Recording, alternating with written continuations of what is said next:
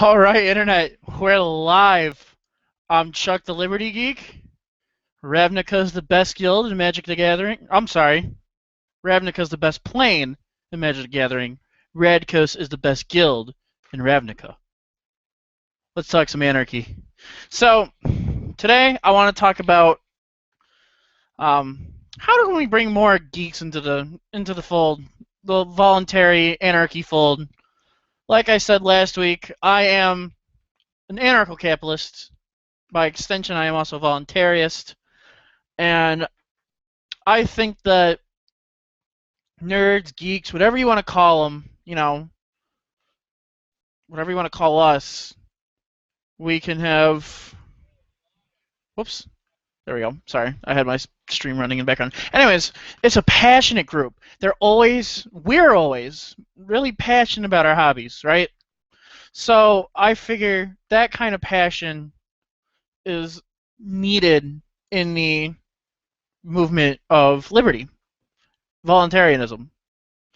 So let's get started.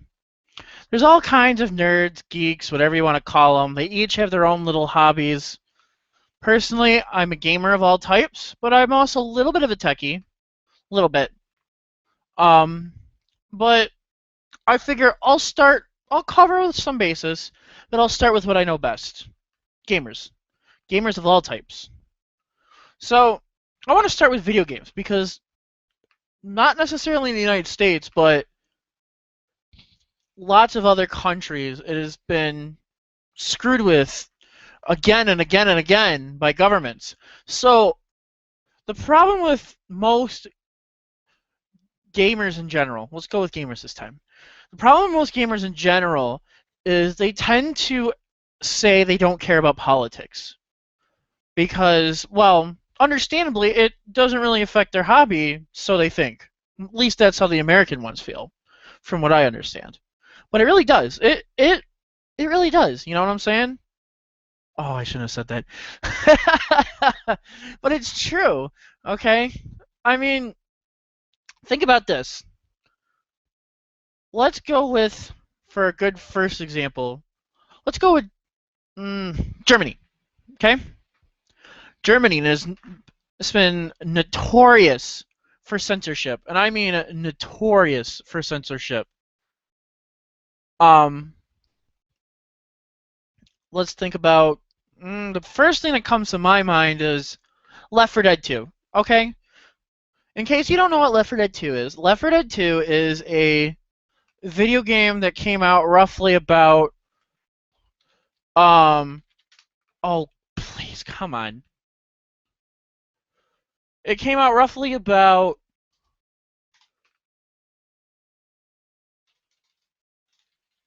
hold on. I don't want to get this wrong. Left 4 Dead 2 came out 2009. Thank you, Wikipedia. All right.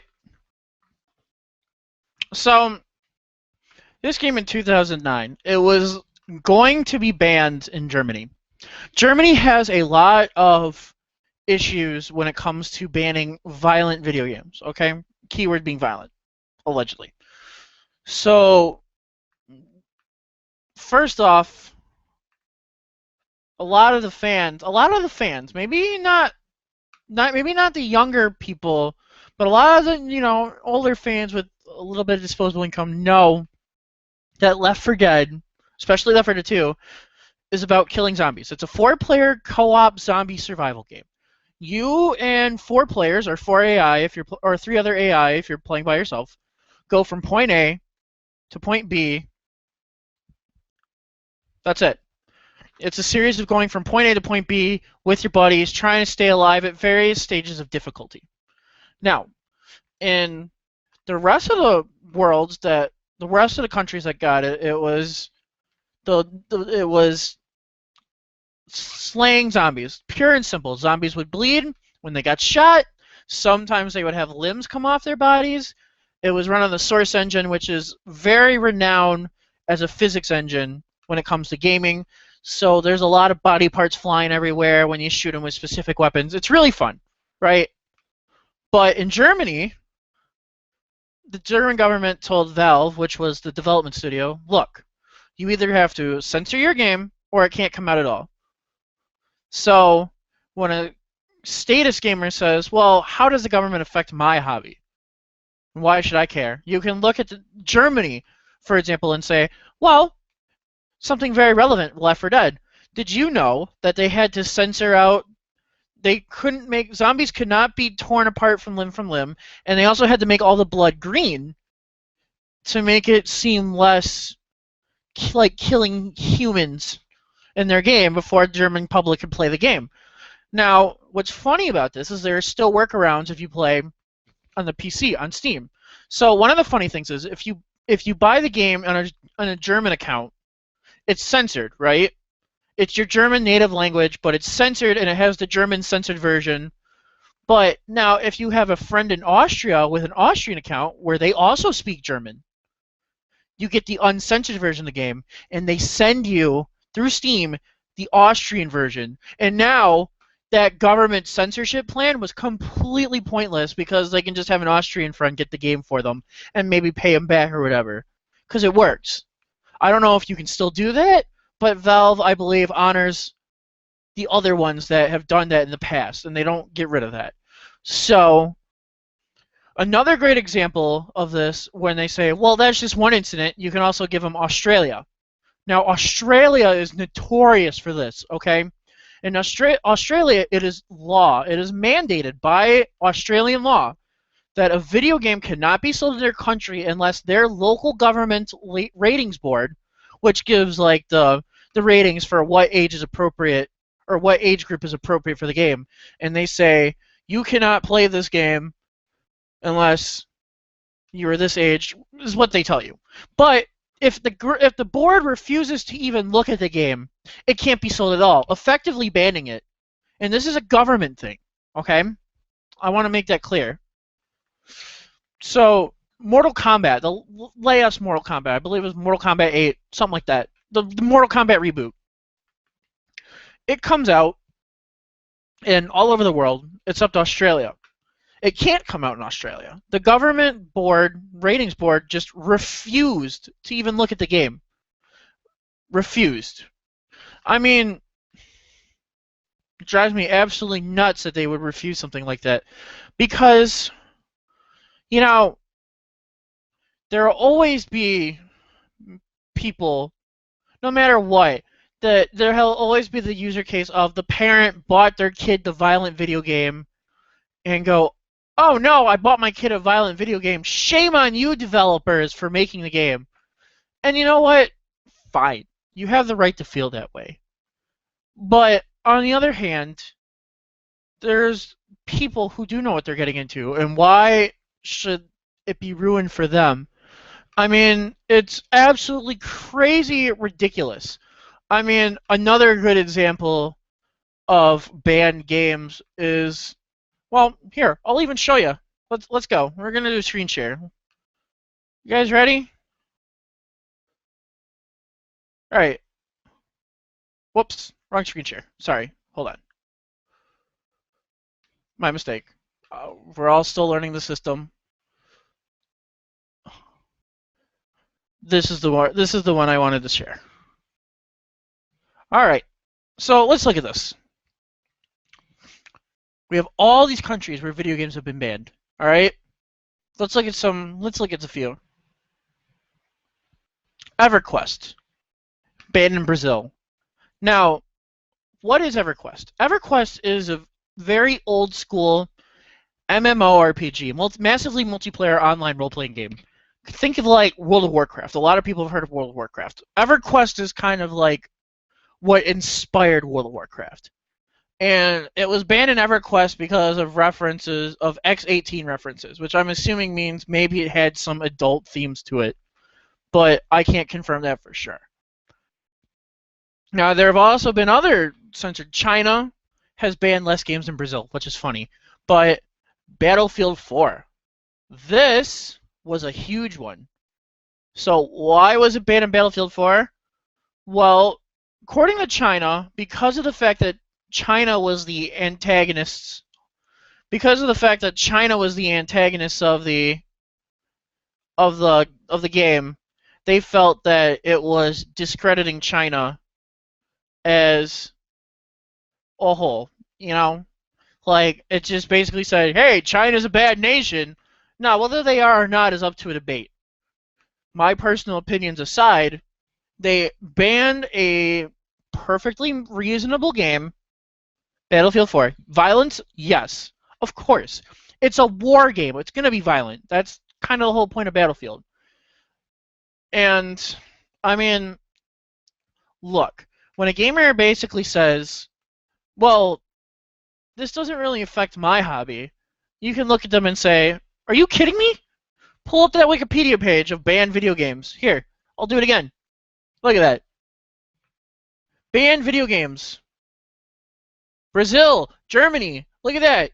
Left 4 Dead 2, just like I was saying, had to be recensored or banned. And that's an issue. That is an issue. Remind them that that's an issue. And it's a huge issue. Why is it an issue? Because it goes against the voluntary principle. Look, without a government, there will always be violent video games. It's a fact. But on the other hand, there will always be consumer watchdog groups. Case in point, in North America, we have the ESRB, which is what does the video game ratings for age groups in basically United States and Canada. A few other countries use them. I can't think of them off the top of my head. But United States and Canada for sure. Okay? Now, they are not government funded. They are self-regulating. And even without being part of a government, they've become so big that they've almost become like the de facto government, quote unquote. They become the de facto body on getting your game out in North America without actually being part of the government. It's a great example of even in anarchy, there will always be consumer watchdog groups. Most, like Microsoft, Nintendo, Sony, will not let any video games come out on their console that do not have an ESRB rating, physical disc or digital otherwise. PC gaming is a little rocky on the ESRB, but PC gaming, which I personally love, has always been a little bit of the Wild Wild West attitude about it. Not as much as it used to be, but it's still kind of there. And I feel like that this is a huge issue for gamers, and it should be looked at and taken seriously because these companies are trying to make games artistically or even just for profit. Maybe they don't even care, but they're still trying to make a game that they think will sell or as part of their artistic vision, and they have these governing bodies saying that no, you can't do that because that might offend someone. You know, it's awful. Absolutely, absolutely awful. And I really think that it should be taken seriously. And now a lot of people will say, well, it's just video games. But really? After video games, what comes next? Your right to decide what you eat? Oh, that food might be bad for you, so you can't eat it. Or, oh, guns might be bad for people, so you can't have them. It's the same thing. It's just, maybe it's a minor issue compared to other things, but it's still basically the exact same thing. Okay? Video game rights should be respected just like other rights, and that's why I'm a voluntarist. But it's not just video games that were affected, all right? To a much lesser extent, I couldn't really find any examples of this but one. I'm also a tabletop role-playing gamer, and I found this out actually in a business law class, which I thought was funny. We'll take a look at this article in a little bit, or at least I'll summarize it for you. But basically, in Wisconsin, there was this prison, which, it's prison. But one of the inmates, he ran a Dungeons and Dragons game every week. Simple as that. Now, for those of you who are not familiar, Dungeons and Dragons is a tabletop role-playing game. Simple as that. You make a character on a sheet, and then that character has stats. And then when you want your character to do something, they roll the dice, like a lot of games. The dice roll determines if they are able to do that or not, and you use all of this to build a story. Sometimes a good story, sometimes a bad story. It depends on It depends on who the game master is.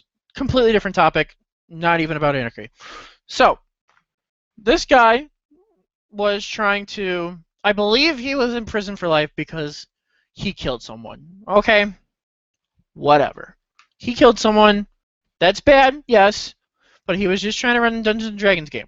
Now, according to the prison, on the advice of their gangs expert, gangs.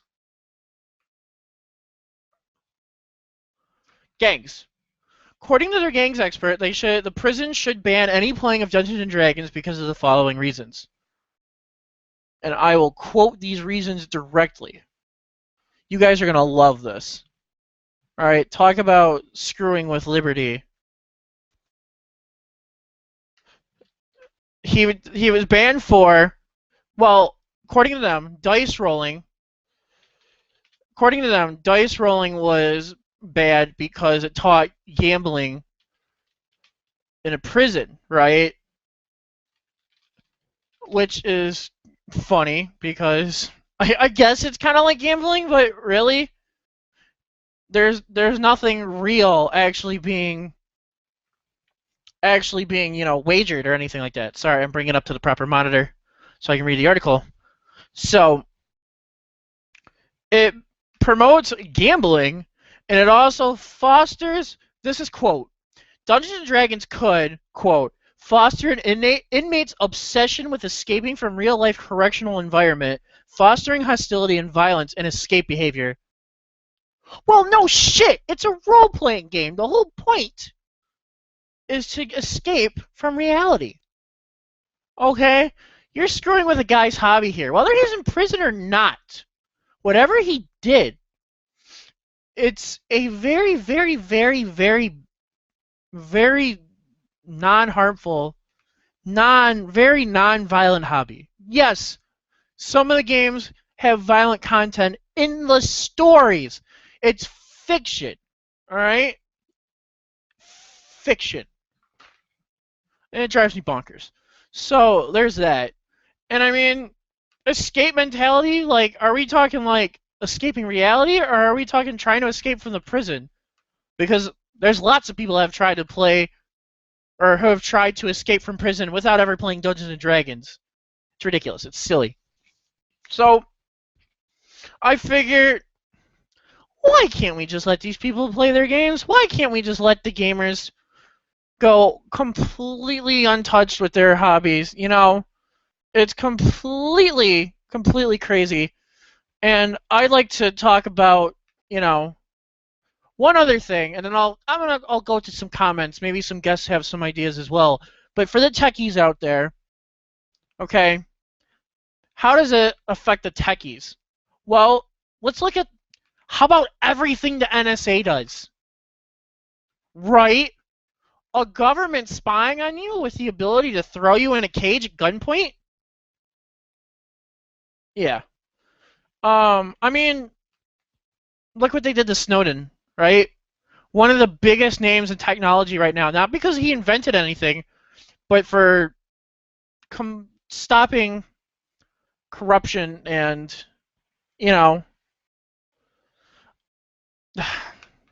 it's sad. So with technology, we know about, thanks to Edward Snowden, we know about all the backdoors that are placed in various devices. Cell phones, computers, CPUs, CPU hard-coded backdoors for the NSA to come in whenever they feel like. Operating system level backdoors. I mean, it's crazy. And I figure when any of these people say, how does it affect me? You can let them know that with whatever their hobby is, the state has affected it in some way. Video games, bans, censors, technology, backdoors, spying. Now, let's look at some guest comments here. Let's look at the chat. All right. I mean, let's see. So, do any of you guys have any hobbies that have been affected by the state that shouldn't have been? It doesn't have to be nerdy. Any hobby that has been affected by the state in some way.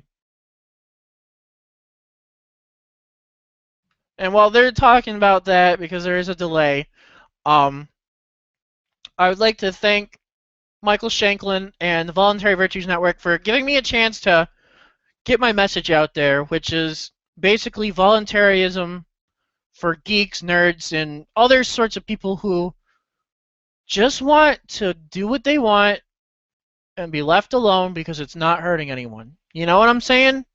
You know what I'm saying. You know. I know. And it's got to stop. Okay? I want to play my violent video game. Fine. I'm sorry that it might also be bad for your kid, but let's do some monitoring here, parents. Is that too hard?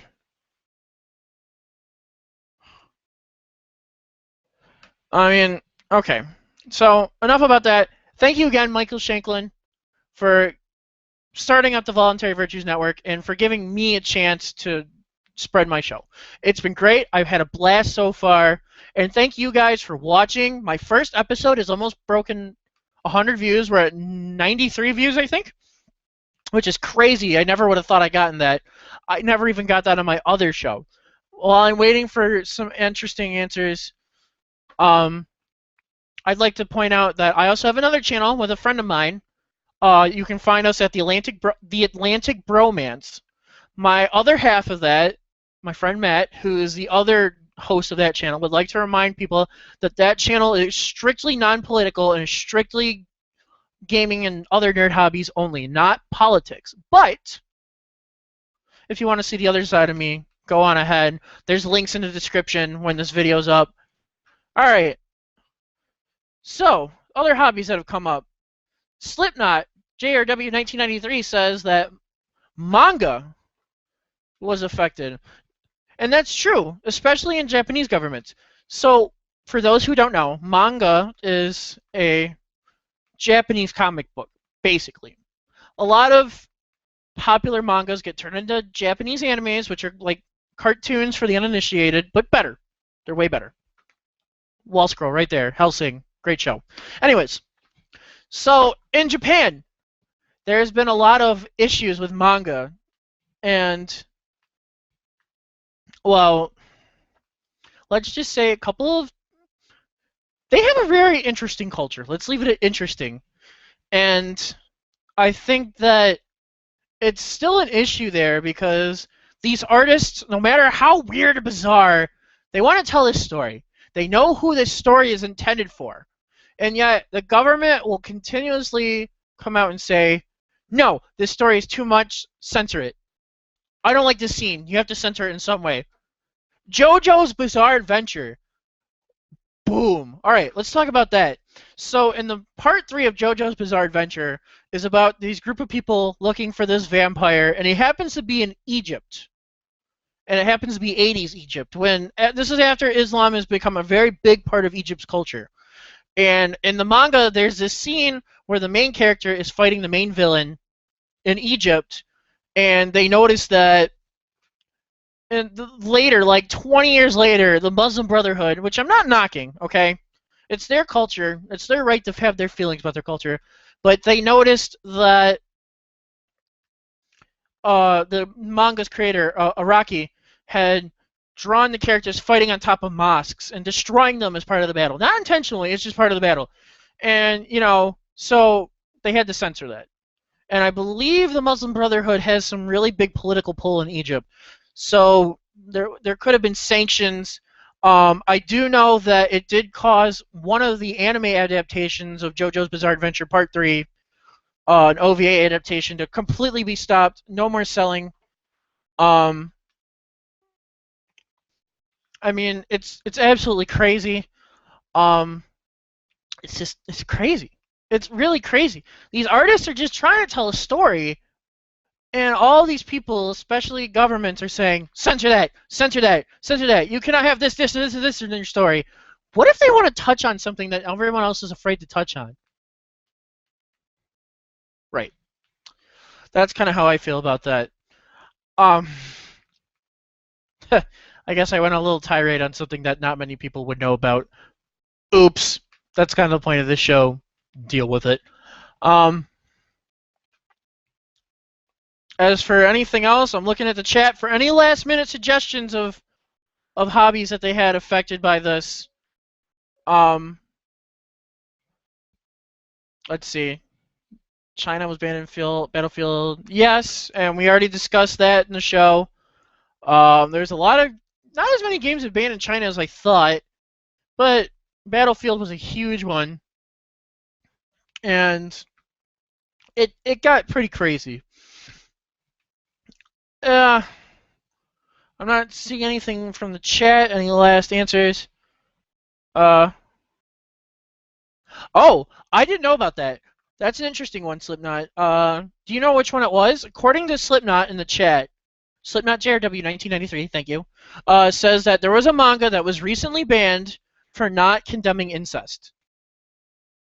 Maybe the writer and the artist really likes incest, but now he'll never get to get his message about incest out. Now that sounds funny, right? Like ha ha ha, it's incest, it's gross. But why doesn't he have the right to tell that story, no matter how gross or bizarre it is? Why? Why? Anyways, guys, my time's almost up. I'm Chuck the Liberty Geek on the Voluntary Virtues Network. I'd like to once again thank Michael Shanklin. Thanks for the network. It's great. I love broadcasting on it. And coming up next, I believe, will be Robert's show about... Oh, don't let me get this wrong. Don't let me get this wrong. Because he'll never talk to me if I get this wrong. It's a really good show, though.